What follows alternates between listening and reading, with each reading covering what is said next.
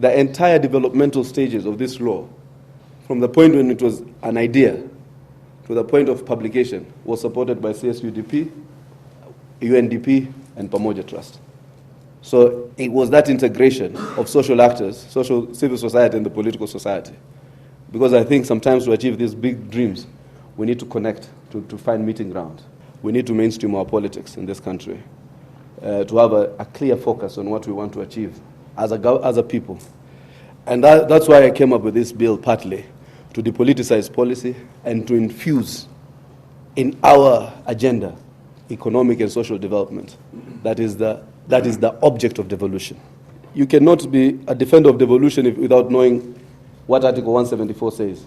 How many of you know what are the provisions of Article 174? I will read them.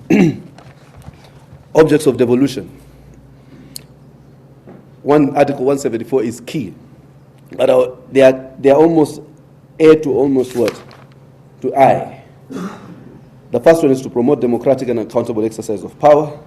But the one which I find very relevant is F. To promote social and economic development and the provision of proximate, easily accessible services throughout Kenya. Social and economic development, ECOSOC. They were told that their object is ECOSOC. That's why most governors have gotten the narrative of development wrong. ECOSOC for me is Article 43. So in other words, the governors discharge responsibilities carried out in Article 43. I believe governments must not be in business. Our narrative of development is almost at national government level. We've not been able to deconstruct what the narrative of development for the counties must be. Part of the reason is the people who are supposed to, in quotes, oppose have not shown an alternative, consistent alternative narrative or vision for the country. And therefore, people will be carried by the euphoria of the day. And finally, why did I decide? Unfortunately, in Kenya, when it is not in law, people think it is not binding. Everybody asked me the why question. Why? We have now doubled our domestic debt from 1 trillion to 2 trillion. And all this investment is nothing on social justice. It's not making us any better off. We are taking loans from the Chinese Exim Bank at 7 to 8% interest. That is almost commercial. When the maturity period arrives for the repayment,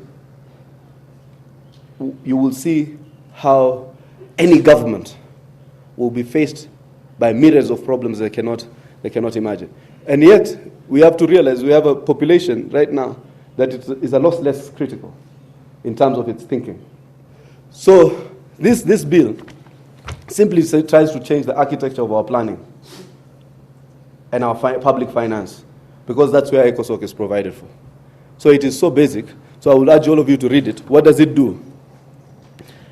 It creates a mandatory obligation on the county governments to create something called the County Strategic Plan for Realization of Economic and Social Rights, which that county strategic plan becomes part of the CIDP.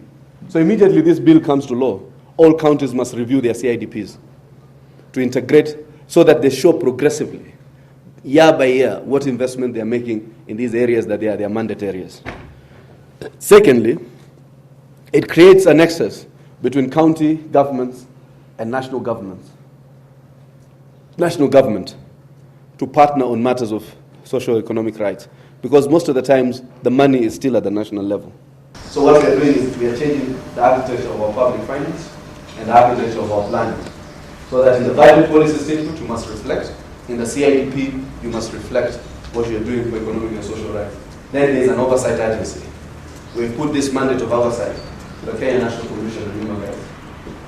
And then the relations of these two assemblies, or these two chambers, are binding on the next planning cycle or finance cycle of county assemblies. So for me, there must be a formula that envisages what I call asymmetry. A quota outside the equalization fund of asymmetry.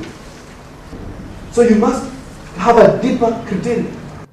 Your advocacy right now must be almost like a marketing strategy, so that young people start to understand that ultimately after the selfie, you're by yourself.